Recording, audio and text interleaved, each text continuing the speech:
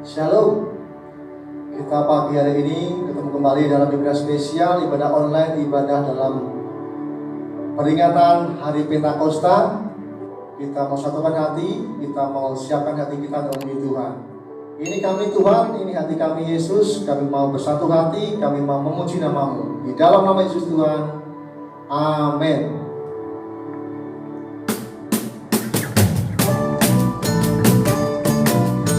Mari Bapak Ibu Saudara, kita satukan hati kita, kita bersatukan hati kita untuk bersorak-sorai atas nama Yesus. Ada gerakan roh Allah di sini. Ada gerakan roh Allah di sini.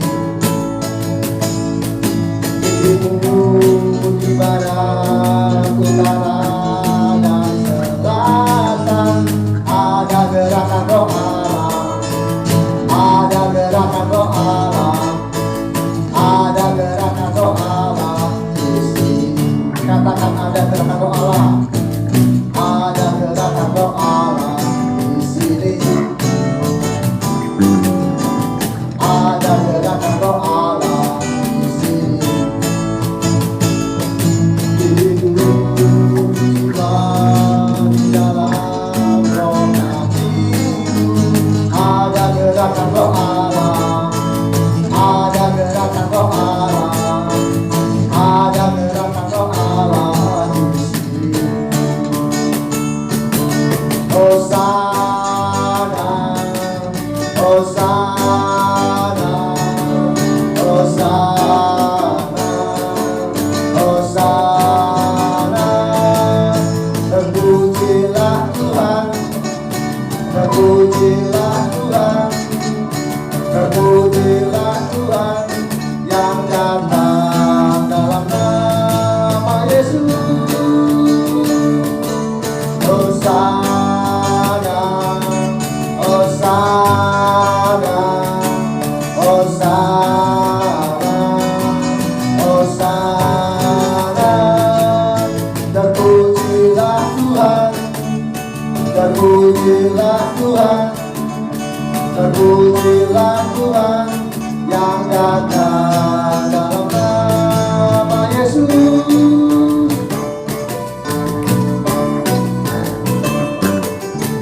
Ada gerakan roh Allah di sini. Ada gerakan roh Allah di sini. Katakan timur, di timur, di barat, utara, dan selatan. Ada gerakan roh Allah, ada gerakan roh Allah, ada gerakan roh Allah di sini.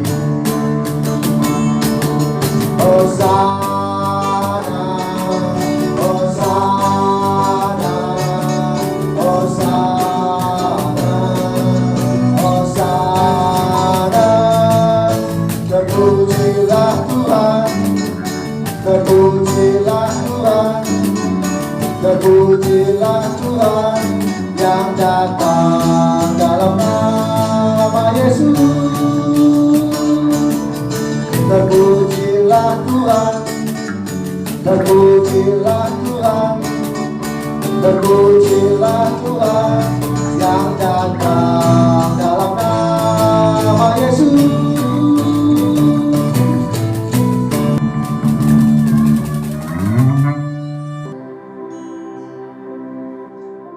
Mari Bapak Ibu, kita bersatukan hati, kita memuji Tuhan, kita ucapkan hati kita. Bapak yang baik, Bapak yang penuh kasih, pagi ini Tuhan, kami siapkan hati kami. Kami mau lebih lagi Tuhan masuk dalam hadirat-Mu. Ini kami Tuhan, ini hati kami Yesus. Kami mau memuji Engkau, kami mengangkat nama-Mu. Di dalam nama Yesus Tuhan, kami telah berdoa dan syukur. Haleluya. Amin.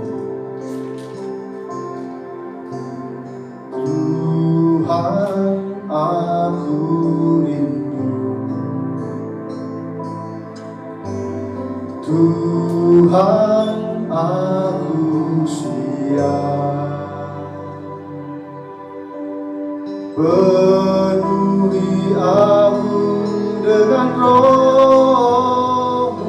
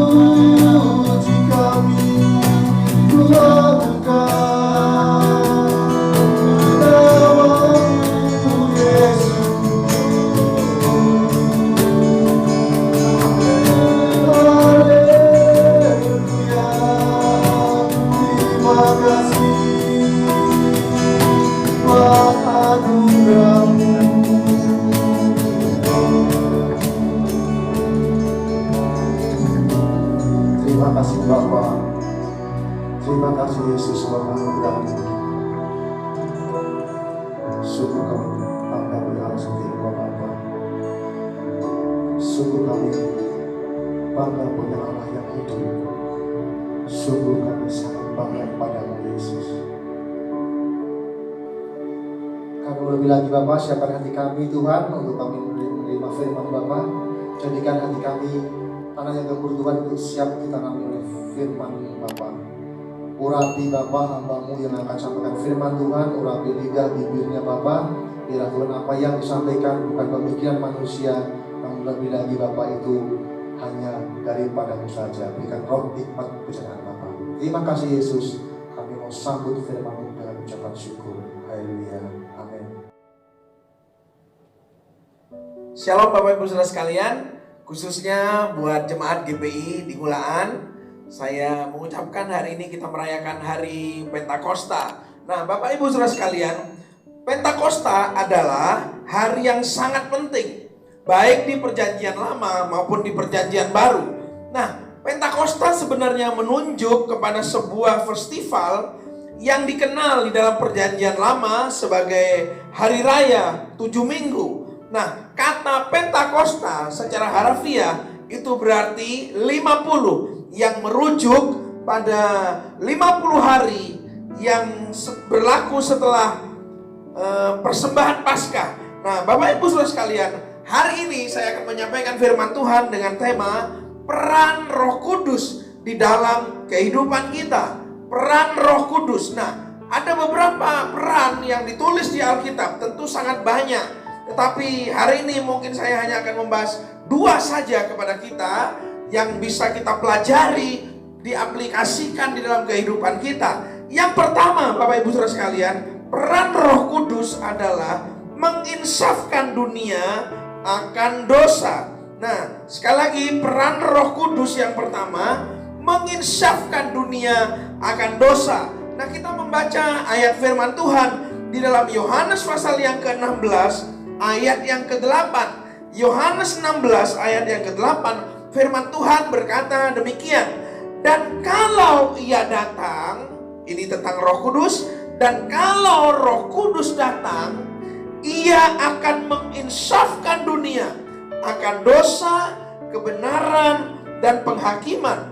Nah, saya ulangi Bapak Ibu Saudara sekalian, Yohanes 16 ayat yang ke-8 firman Tuhan berkata, dan kalau Ia datang, Ia akan menginsafkan dunia akan dosa, kebenaran, dan penghakiman. Nah, Bapak Ibu Saudara sekalian, kita harus ingat bahwa tujuan kehidupan kita dipenuhkan dengan Roh Kudus. Kenapa? 2000 tahun yang lalu Tuhan Yesus berkata kepada murid-muridnya, kamu harus tunggu sampai kamu dilengkapi dengan kuasa dari tempat maha tinggi. Nah, tujuannya adalah seperti yang ditulis dalam Kisah Rasul 1 ayat yang ke-8. Kisah Rasul 1 ayat yang ke-8 saya akan bacakan buat kita semua. Firman Tuhan berkata demikian, tetapi kamu akan menerima kuasa kalau Roh Kudus turun ke atas kamu, dan kamu akan menjadi saksiku di Yerusalem dan di seluruh Yudea dan di Samaria dan sampai ke ujung bumi. Nah, firman Tuhan berkata lewat Kisah Rasul 1 ayat yang ke-8, saudara dipenuhkan dengan Roh Kudus dengan tujuan supaya saudara dan saya menjadi saksi. Nah, Bapak Ibu Saudara sekalian, bicara saksi ini saya akan sampaikan dua hal, Bapak Ibu Saudara sekalian. Pertama, saksi itu adalah orang yang betul-betul pernah mengalami, orang yang pernah merasakan, orang yang pernah melihat dan lain sebagainya. Nah, itu sebabnya ada satu ayat dalam 1 Yohanes 1 ayat yang pertama, firman Tuhan berkata demikian. Di dalam 1 Yohanes 1 ayat yang pertama, firman Tuhan berkata demikian. Apa yang telah ada sejak semula, yang telah kami dengar. Nah, perhatikan nih, Rasul Yohanes berkata, apa yang telah kami dengar, yang telah kami lihat dengan mata kami, yang telah kami saksikan, dan yang telah kami raba dengan tangan kami tentang firman hidup. Jadi Rasul Yohanes menjadi sebuah saksi yang melihat, yang merasakan, mengalami sendiri tentang Yesus. Dia pernah meraba katanya, ya. Itulah yang kami tuliskan kepada kamu. Kenapa Yohanes bisa menulis, menyampaikan kepada kita semua? Karena dia berkata, dia pernah jadi saksi bagaimana Yesus sang firman hidup itu betul-betul pernah ada di dalam dunia. Nah, Bapak Ibu Saudara sekalian, saya dan saudara, ketika kita menjadi anak Tuhan, ingat, kekristenan itu berbicara tentang hubungan. Nomor satu adalah hubungan kita dengan Tuhan. Nomor dua, hubungan dengan saudara seiman. Ketiga, hubungan dengan orang-orang yang belum percaya. Nah, intinya Bapak Ibu Saudara sekalian, kekristenan adalah hubungan. Nah, kalau hubungan kita dengan Tuhan, saudara tidak pernah mengalami bagaimana indahnya Tuhan, bagaimana luar biasanya Tuhan, bagaimana saudara bisa merasa bagaimana Tuhan menyelamatkan hidupmu dari lumpur dosa, bagaimana kamu mengalami kebahagiaan ketika kamu percaya kepada Tuhan. Nah, kalau saudara tidak mengalaminya secara pribadi, percayalah, saudara dan saya tidak mungkin bisa menjadi saksi. Karena seorang saksi adalah seorang yang pernah mengalaminya, merasakannya. Nah, Bapak Ibu Saudara sekalian, dan waktu kita dipenuhkan dengan Roh Kudus, Tuhan berkata, kita harus jadi saksi. Nah, Bapak Ibu Saudara sekalian, saudara ingat tadi yang saya sampaikan. Pertama, peran Roh Kudus yang ingin saya sampaikan adalah menginsafkan dunia akan dosa.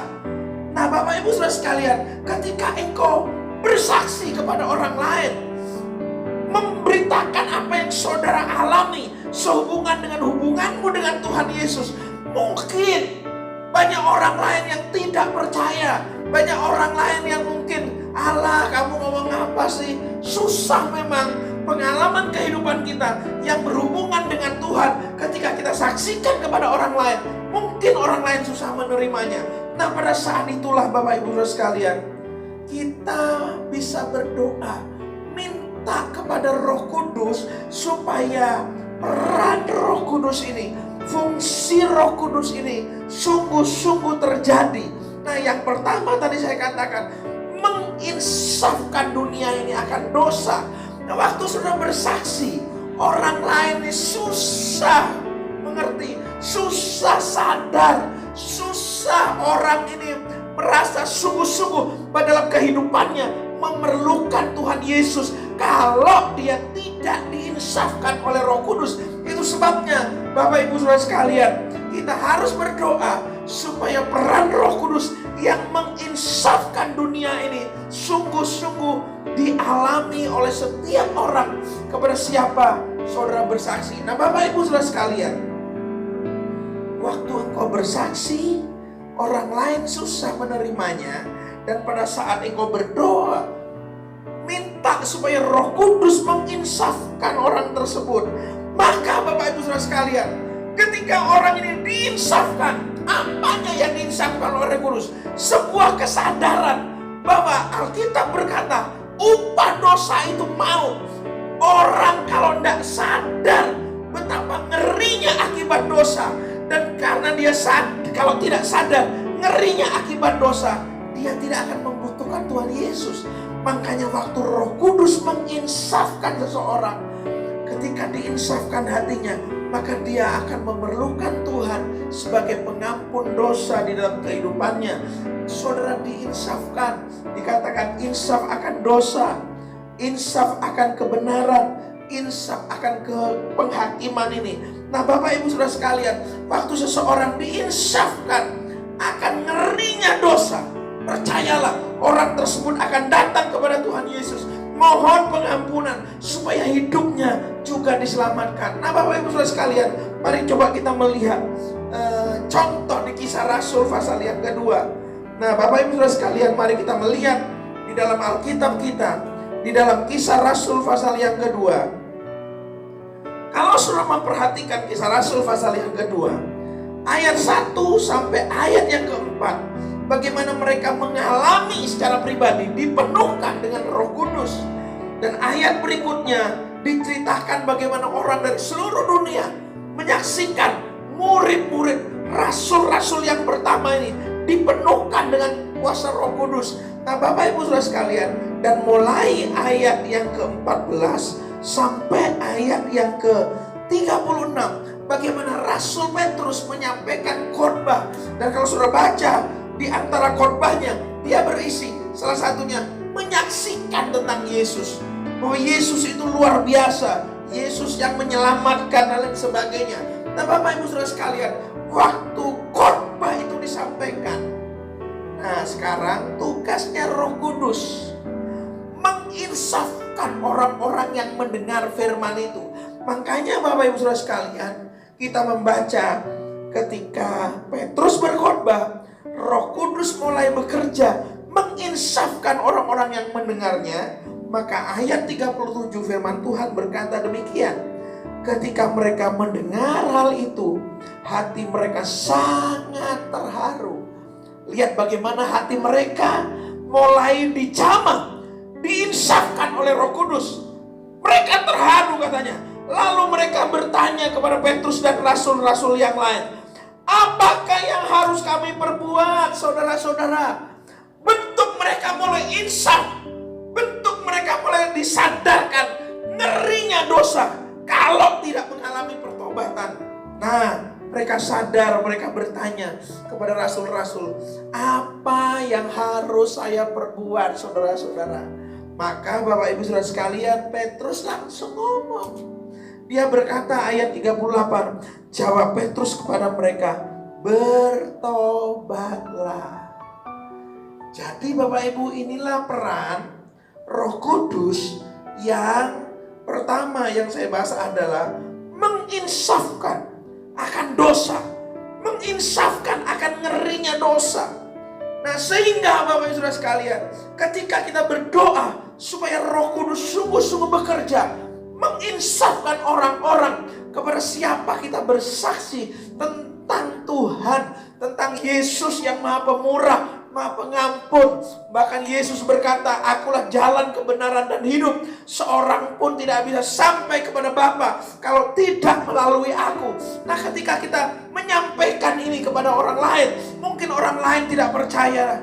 Nah, itu sebabnya ketika kita berdoa supaya Roh Kudus menolong kita, menginsafkan orang. Dan waktu seseorang itu diinsafkan oleh Roh Kudus, bisa terjadi seperti yang dialami oleh Petrus. Orang-orang langsung berbicara, apakah yang harus kami perbuat, saudara-saudara?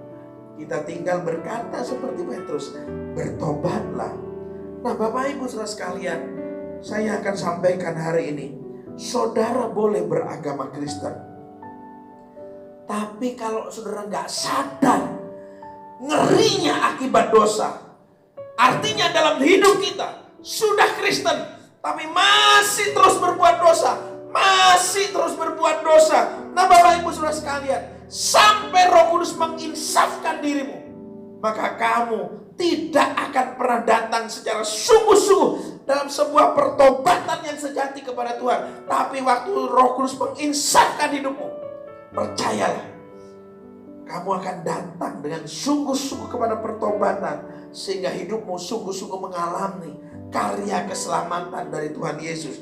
Nah, Bapak Ibu saudara sekalian, saksi, bicara saksi yang kedua, ya. Jadi saksi tadi yang pertama yang saudara alami, saudara saksikan. Nah, yang kedua, saudara, kalau saudara membaca Kisah Rasul 1 ayat 8 tadi, kata saksi itu bahasa aslinya itu dipakai kata martir. Ya, apa itu martir? Nah, martir itu Bapak Ibu saudara sekalian, kata ini dipakai umumnya untuk orang-orang yang rela berkorban. Seringkali mereka rela berkorban sampai mati demi kepercayaan yang dianutnya. Tentu dalam kaitan ini mempercayai Tuhan Yesus sebagai Tuhan dan Juru Selamat. Dia rela berkorban bahkan sampai mati demi mempertahankan imannya. Dan kalau sudah melihat di firman Tuhan, sangat banyak sekali contoh-contoh ketika orang bersaksi, Bapak Ibu saudara sekalian, tentang Tuhan. Itu saksi yang pertama, menyaksikan tentang Tuhan. Mungkin banyak orang yang tidak suka dan sebagainya. Akibat orang tidak suka dan sebagainya, mungkin dalam kehidupan orang yang bersaksi, kita yang dipakai jadi saksi, mengalami saudara penganiayaan dan sebagainya. Nah, waktu hidup kita mengalami kesulitan, penganiayaan dan sebagainya, percayalah, ketika engkau dipenuhkan dengan Roh Kudus, engkau sadar bahwa panggilan saksi yang kedua adalah sebagai martirnya Tuhan. Harus rela berkorban, sampai nyawamu sekalipun harus dikorbankan demi apa yang kita percayai, bahwa di luar Yesus tidak ada keselamatan. Itu sebabnya kita percaya Yesus yang berkata, akulah jalan, kebenaran, dan hidup. Tidak ada seorang pun yang bisa sampai kepada Bapa kalau tidak lewat aku, kata Tuhan Yesus. Dan ini yang kita percayai, Bapak Ibu saudara sekalian. Dan waktu saya dan saudara jadi saksi seperti ini, mungkin saja ada orang yang tidak suka, sehingga akibatnya engkau mungkin mengalami kesulitan-kesulitan, bahkan sampai penganiayaan. Banyak sekali kisah-kisah di Alkitab. Tetapi saudara, ketika engkau dipenuhkan dengan Roh Kudus, sebetulnya engkau juga sudah dipersiapkan oleh Tuhan menjadi martir-martirnya Tuhan di dalam kehidupan kesaksian kita. Nah, Bapak Ibu saudara sekalian, mari kita melihat peran Roh Kudus yang kedua sekarang. Jadi tadi kita sudah melihat peran Roh Kudus yang pertama, menginsafkan dunia akan dosa. Ada dua hal di situ, saudara diminta jadi saksi, dan yang kedua, saudara diminta jadi martir, kira-kira rela berkorban, bahkan sampai nyawa kita sendiri harus rela kita korbankan. Nah, yang kedua, Bapak Ibu saudara sekalian, peran Roh Kudus yang kedua yang ingin saya bagikan buat kita semua adalah menolong, mematikan perbuatan-perbuatan daging, dan memberikan kepada kita buah roh. Nah, firman Tuhan berkata dalam Roma 8 ayat yang ke-13, firman Tuhan berkata demikian, sebab jika kamu hidup menurut daging, kamu akan mati. Tetapi jika oleh roh kamu mematikan perbuatan-perbuatan tubuhmu, kamu akan hidup.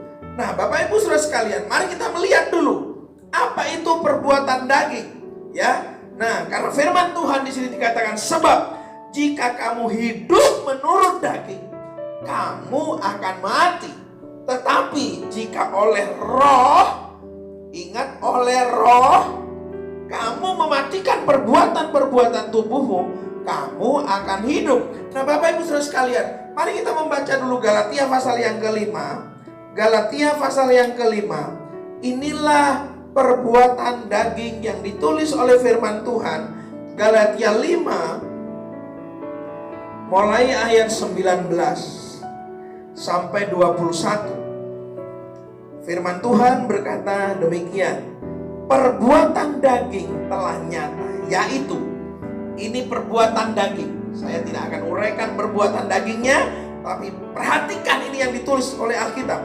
Perbuatan dagingnya: 1. Percabulan, kecemaran, hawa nafsu, penyembahan berhala, sihir, perseteruan, perselisihan, iri hati, amarah, kepentingan diri sendiri, percideraan, roh pemecah, kedengkian, kemabukan, pesta pora, dan sebagainya.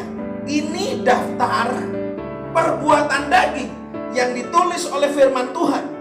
Nah, Bapak Ibu Saudara sekalian, saya ingin sampaikan kepada kita, ingat surat ini, surat Galatia ini ditujukan buat anak-anak Tuhan.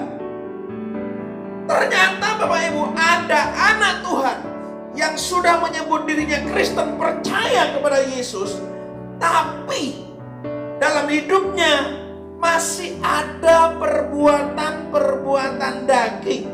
Nah, firman Tuhan berkata buat kita, perhatikan kalau dalam hidup kita masih terus-menerus yang muncul ini perbuatan-perbuatan daging. Nah, perhatikan Bapak Ibu ayat 21. Ayat 21 tadi firman Tuhan berkata demikian, terhadap semuanya itu kuperingatkan kamu. Hari ini Rasul Paulus menyampaikan, terhadap semuanya itu katanya, kuperingatkan kamu. Paulus memberitahu bahayanya kalau kita yang sudah menyebut diri anak Tuhan, sudah menyebut diri Kristen, tetapi terus-menerus produksi perbuatan-perbuatan daging dalam kehidupan kita. Ayat 21, terhadap semuanya itu kuperingatkan kamu, seperti yang telah kubuat dahulu. Sekarang Paulus bersaksi, dulu dia melakukan seperti itu, daftar perbuatan daging itu, tapi itu dulu. Tentu sekarang sudah tidak. Sekarang sudah bertobat, sekarang sudah berbuah-buah hidupnya. Nah, Bapak Ibu Saudara sekalian, saya mau katakan kepada kita, saudara harus mengizinkan Roh Kudus menolong kita untuk apa? Bisa mematikan. Ingat firman Tuhan tadi saya baca lagi, Roma 8 ayat 13. Roma 8 ayat 13, sebab jika kamu hidup menurut daging, kamu akan mati. Tetapi jika oleh roh, ingat, oleh roh kamu mematikan perbuatan-perbuatan tubuhmu, kamu akan hidup. Saya dan saudara tidak mampu mematikan perbuatan-perbuatan daging kita ini.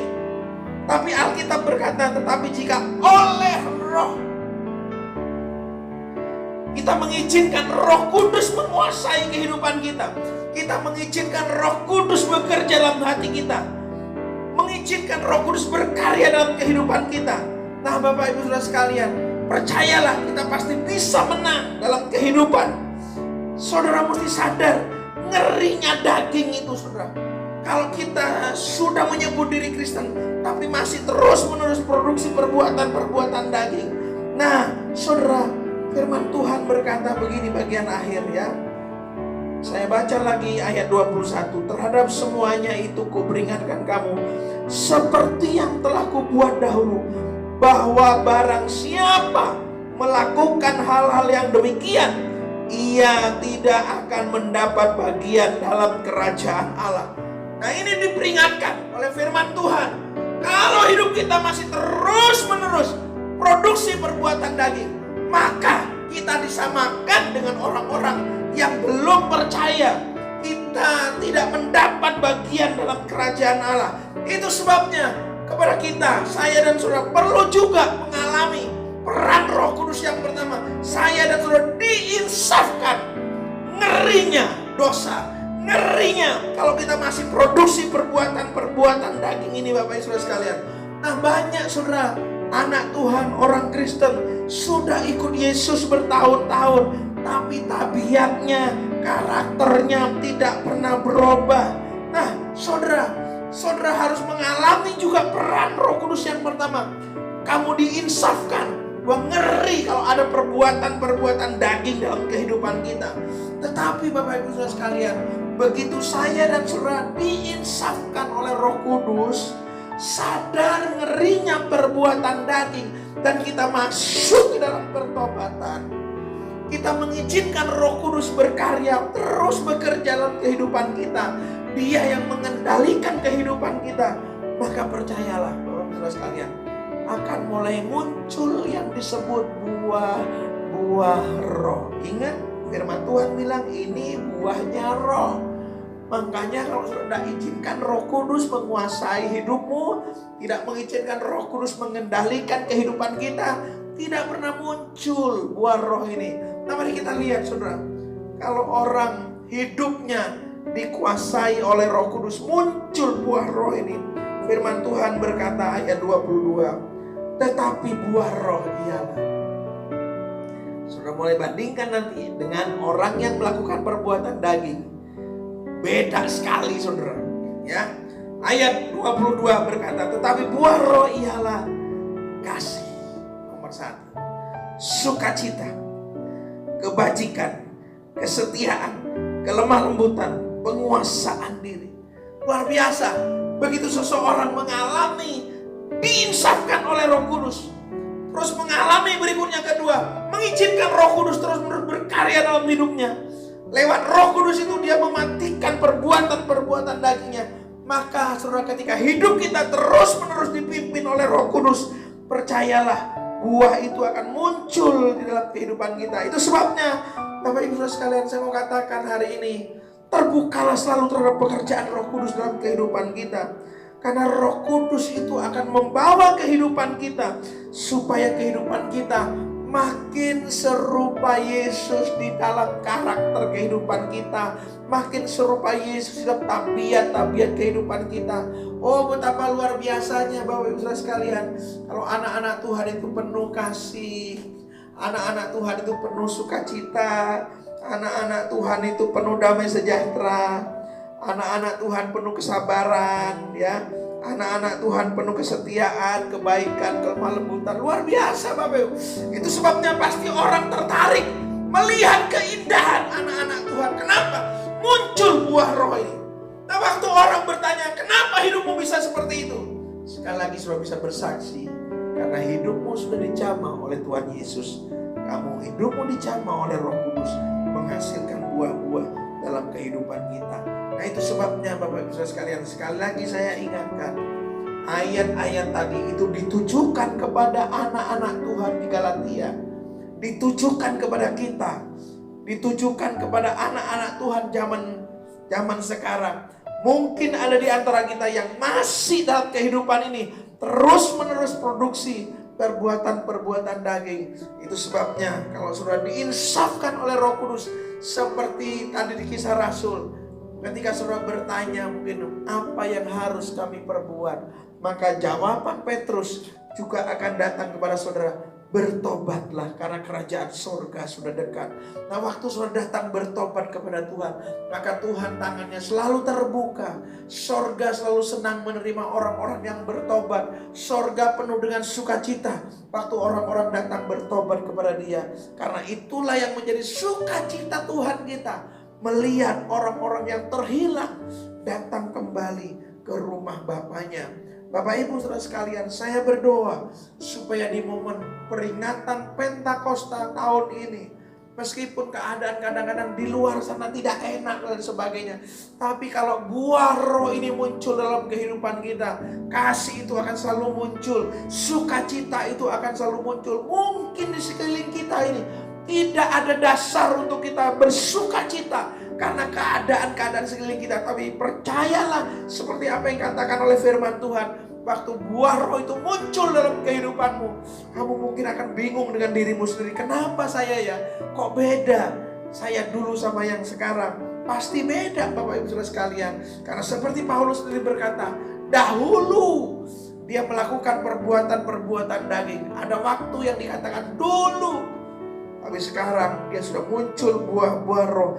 Makanya kalau sudah baca di Alkitab, bagaimana Paulus berani menderita buat Kristus, bagaimana Paulus berani bersaksi buat Kristus, bagaimana dia tidak takut menderita dan sebagainya. Karena dia tahu kekuatan yang dia punya dalam kehidupannya itu karena datang karena Tuhan. Saya berdoa supaya kehidupan kita dalam momen Pentakosta tahun 2020, hidup kita sungguh-sungguh mengalami pekerjaan Roh Kudus yang bekerja di dalam kehidupan kita. Mari kita berdoa Bapak Ibu sekalian. Bapa di sorga, kami bersyukur hari ini kami sudah mendengar firman. Bapa berdoa bahwa biar setiap kami sungguh-sungguh hidup kami diinsafkan oleh Roh Kudus. Kalau dalam kehidupan kami Tuhan masih suka ada perbuatan-perbuatan daging yang suka menguasai kehidupan kami, hamba berdoa supaya sungguh-sungguh fungsi dan peran Roh Kudus yang menginsafkan dosa, menginsafkan penghakiman yang nyata dalam kehidupan kami. Insafkan kami Tuhan, supaya kami sadar ngerinya dosa itu. Karena firman-Mu berkata, upah dosa adalah maut. Tuhan, kami bersyukur, kami percaya dalam momen Pentakosta tahun ini, kehidupan kami mengalami terobosan baru, sehingga kami terus makin hari makin serupa seperti Tuhan dalam kehidupan dan karakter, supaya kami bisa jadi saksi, jadi berkat buat banyak orang, dan pada akhirnya Tuhan Yesus ditinggikan dan dipermuliakan. Terima kasih Tuhan, berkati umat-umat-Mu, khususnya di GBI Muliaan, pakai menjadi alat Tuhan, menjadi kesaksian, biar nama Tuhan Yesus ditinggikan, dipermuliakan, banyak jiwa-jiwa boleh datang kepada Tuhan. Terpuji nama-Mu hari dan sampai selama-lamanya. Hamba sudah berdoa dan ucap syukur dalam nama Tuhan Yesus Kristus. Haleluya. Amin. Puji Tuhan, hari ini kita sudah diberkati firman Tuhan lewat Bapak Pendeta Otniel Lumbowa. Doa kami biarlah kiranya Tuhan memberkati pelayanan dan keluarga. Kita akan akhiri ibadah kita tundukkan diri di hadapan Tuhan. Kami mengakhiri ibadah kami dari awal pertengahan sampai selesainya. Pujian yang sudah kami naikkan kepada Tuhan, doa yang sudah kami panjatkan kepadamu, firman yang sudah kami dengar, biarlah ini menjadikan kekuatan kami untuk kami boleh berjalan bersama dengan Tuhan. Terus tuntun penuhi kami dengan kuasa Roh Kudus-Mu. Mari kita akan membuka tangan dan hati kita. Saudaraku yang dikasihi oleh Tuhan, terimalah damai sejahtera, kasih karunia dari Allah Bapa, cinta kasih-Nya di dalam Tuhan Yesus, melalui persekutuan kuasa Roh Kudus, memberkati saudara hari ini sampai selama-lamanya. Demi nama Tuhan Yesus kami panjatkan doa kami hari ini. Haleluya. Amin. Puji Tuhan, selamat hari Minggu, selamat hari Pentakosta. Tuhan memberkati.